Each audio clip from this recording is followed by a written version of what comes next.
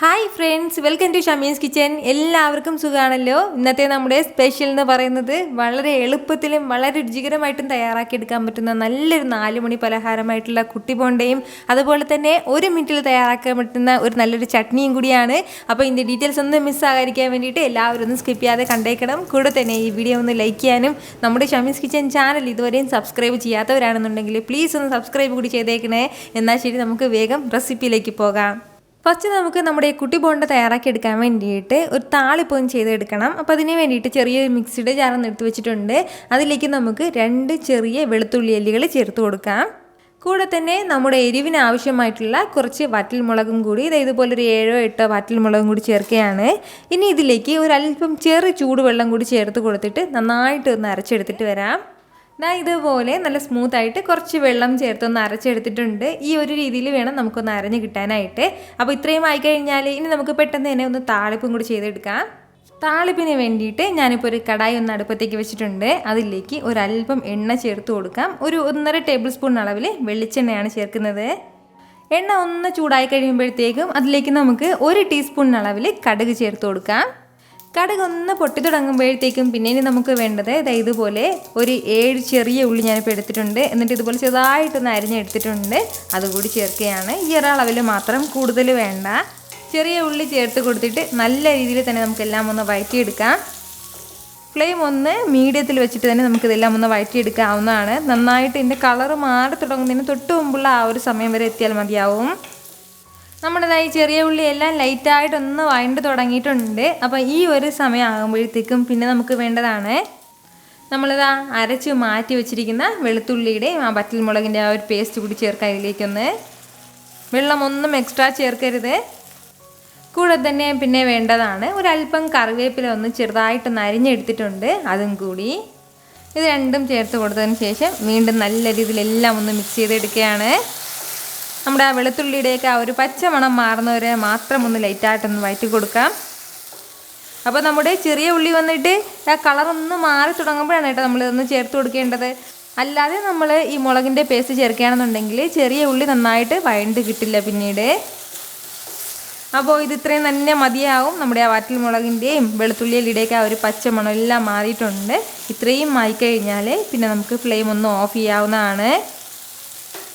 ഇനി നമുക്ക് വേണ്ടത് നമ്മുടെ ഈ കുട്ടി ബോണ്ടയ്ക്ക് വേണ്ടിയിട്ടുള്ള ബാറ്റർ ഒന്ന് തയ്യാറാക്കി എടുക്കണം. അപ്പോൾ അതിന് വേണ്ടിയിട്ട് ഞാനിപ്പോൾ ഇതുപോലെ ഒരു 2 കപ്പ് അളവിൽ ദോശമാവ് എടുത്തിട്ടുണ്ട്. നമ്മുടെ ഇഡ്ഡലി മാവുണ്ടല്ലോ, അത് തന്നെയാണ്. അരിയും ഉഴുന്നും ചേർന്നിട്ടുള്ള മാവാണ്. അരി മാത്രം ചേർന്നിട്ടുള്ള മാവല്ല, അരിയും ഉഴുന്നും കൂടി ചേർന്നിട്ടുള്ളതാണ്. 2 കപ്പ് അളവിലാണ് ഞാനിപ്പോൾ ദോശമാവ് എടുത്തിട്ടുള്ളത്.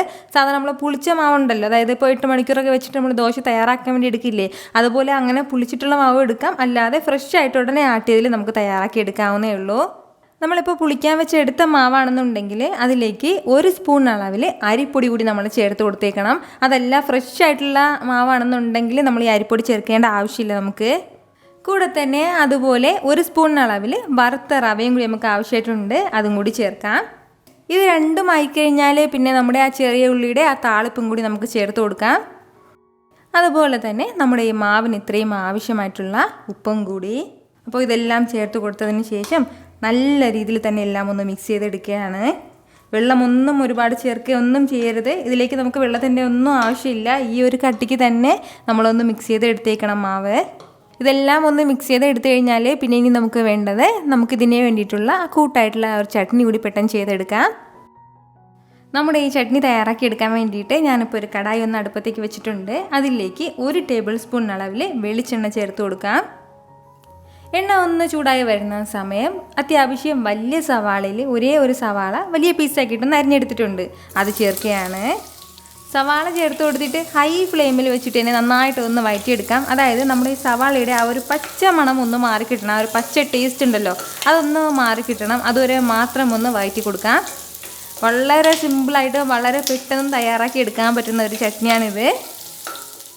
ഫ്ലെയിം ഒന്ന് ഹൈയിൽ തന്നെ വെച്ച് കൊടുത്തിട്ട് വഴറ്റിയെടുക്കാവുന്നേ ഉള്ളൂ. അതിൻ്റെ പേരിൽ പെട്ടെന്ന് തന്നെ ഇതെല്ലാം ഒന്ന് ലൈറ്റായിട്ടൊന്ന് വഴണ്ട് കിട്ടിക്കോളും. കളറൊന്നും മാറണം എന്നുള്ള ആവശ്യമൊന്നുമില്ല.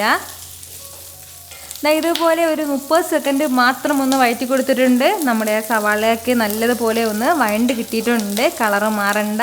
ഈ ഒരു സമയമാകുമ്പോൾ പിന്നെ നമുക്ക് വേണ്ടതാണ് ഇതുപോലെ വലിയ തക്കാളിയിൽ ഒരു തക്കാളി എടുത്തിട്ടുണ്ട്. അതുകൂടി ചേർക്കാം. തക്കാളിയും ചേർത്ത് കൊടുത്തിട്ട് വീണ്ടും നന്നായിട്ടൊന്ന് വഴറ്റി കൊടുക്കുകയാണ്. തക്കാളി എല്ലാം ഒന്ന് ചൂടായി കിട്ടിയാൽ മാത്രം മതിയാവും. ഒരുപാട് സമയമായിട്ട് വഴറ്റേണ്ട ഒന്നും ആവശ്യമില്ല. ഇതുപോലെ ഒന്ന് ലൈറ്റായിട്ട് വഴറ്റി കൊടുത്തിട്ടുണ്ട്. ഇത് ഇത്ര തന്നെ മതി. നമുക്കിനി ഫ്ലെയിം ഓഫ് ചെയ്യാവുന്നതാണ്. ഇതിപ്പോൾ അത്യാവശ്യം നല്ല ചൂടല്ലേ. ഈ ചൂട് ചെറുതായിട്ടൊന്ന് മാറിയതിന് ശേഷം മിക്സിയുടെ ചെറിയ ജാറിലേക്ക് നമുക്കൊന്ന് മാറ്റാം.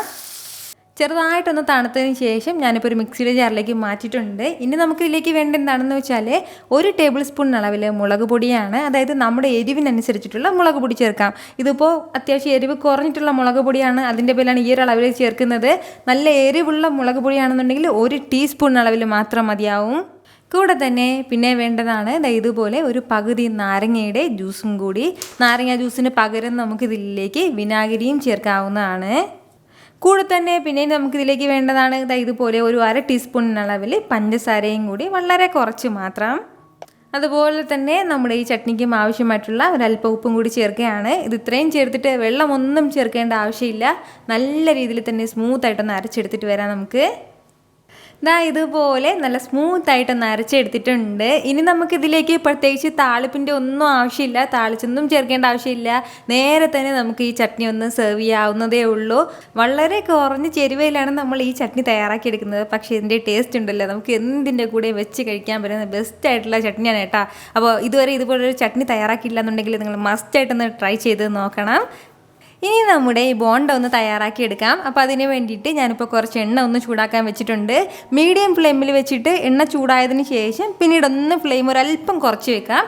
അതിന് ശേഷം ചെറിയ ചെറിയ പീസാക്കിയിട്ട് നമ്മുടെ ഈ ബോണ്ട ഒന്ന് ഇട്ട് കൊടുക്കാം. എണ്ണയിലേക്ക് ഇത് ഇട്ട് കൊടുക്കുന്നതും ഉടൻ തന്നെ ചെറുതായിട്ട് ഇങ്ങനെ ഇതുപോലെ ബോൾ പോലെ ഇതിങ്ങനെ പെരുകി തുടങ്ങും. അപ്പോഴത്തേക്കും നമുക്ക് ഫ്ലെയിം ഒന്ന് മീഡിയത്തിൽ വെച്ച് കൊടുത്തിട്ട് നല്ലതുപോലെ ഇതെല്ലാം ഒന്ന് ഫ്രൈ ചെയ്ത് എടുക്കാവുന്നതാണ്. ഒരു പ്രത്യേക ടേസ്റ്റിലാണ് കേട്ടോ നമ്മുടെ ഈ കുട്ടി ബോണ്ട കിട്ടുന്നത്. പുറം ഭാഗം നന്നായിട്ട് മൊരിഞ്ഞിട്ടുണ്ടാവണം, എന്നിട്ട് വേണം നമുക്കിത് എടുക്കേണ്ടത്. നമ്മുടെ കുട്ടി ബോണ്ട എല്ലാം നന്നായിട്ട് നിന്ന് മൊരിഞ്ഞ് കിട്ടിയിട്ടുണ്ട്. ഇനി ഒരുപാട് സമയമായിട്ട് നമ്മളിത് ഫ്രൈ ചെയ്യേണ്ട ആവശ്യമില്ല. ഇത് ഇത്രയും തന്നെ മതിയാവും. ഇനി നമുക്കിത് എടുക്കാവുന്നതാണ്. ഇതുപോലെ ഈ ഒരു രീതിക്ക് തന്നെ നമുക്ക് ബാക്കിയുള്ളതും പെട്ടെന്നൊന്ന് ഫ്രൈ ചെയ്തെടുക്കാം. നിങ്ങൾക്കിത് കാണുമ്പോൾ തന്നെ അറിയാമായിരിക്കുമല്ലോ ഇതെന്ത് മാത്രം ടേസ്റ്റി ആയിട്ടുള്ള ഒരു കുട്ടി ബോണ്ട ആയിരിക്കും എന്ന്. ഉറപ്പായിട്ട് ഇതുവരെയും വീട്ടിൽ തയ്യാറാക്കിയിട്ടില്ലാത്തവരൊന്ന് ട്രൈ ചെയ്ത് നോക്കണം കേട്ടോ. ഇതിൻ്റെ കൂടെ നല്ല ബെസ്റ്റ് കോമ്പിനേഷനാണ് നമ്മുടെ ഈ ചട്നിയും. അപ്പോൾ ഇത് രണ്ടും ട്രൈ ചെയ്തിട്ട് നിങ്ങളുടെ ഫീഡ്ബാക്ക് എനിക്കൊന്ന് മറക്കാതെ അറിയിച്ചേക്കണം. നിങ്ങളുടെ ഫീഡ്ബാക്ക് കാണുമ്പോഴായിരിക്കും അത് മറ്റുള്ളവർക്കും തയ്യാറാക്കി നോക്കണം എന്നുള്ളൊരു പ്രചോദനം ഉണ്ടാകുന്നത്. അപ്പോൾ ഈ വീഡിയോ ഇഷ്ടമായാൽ ഇതൊന്ന് ലൈക്ക് ചെയ്യാനും കൂടെ തന്നെ നിങ്ങളുടെ ഫ്രണ്ട്സിനും ഫാമിലിക്കും എല്ലാവർക്കും ഇതൊന്ന് ഷെയർ കൂടി ചെയ്ത് കൊടുത്തേക്കണം. ഇതുപോലുള്ള റെസിപ്പിക്ക് വേണ്ടിയിട്ട് ഷമീസ് കിച്ചൻ ചാനൽ ഫോളോ ചെയ്യാനും സബ്സ്ക്രൈബ് ചെയ്യാനും ആരും മറക്കരുത്. വീണ്ടും നല്ലൊരു ഉഷാർ വീഡിയോ ആയിട്ട് നാളെ 2 മണിക്ക് കാണാം. അതുവരേക്കും എല്ലാവരും ഹാപ്പി ആയിട്ടിരിക്കുക, സന്തോഷമായിട്ടിരിക്കുക, എല്ലാവരും സേഫ് ആയിട്ടിരിക്കണം. Take care friends.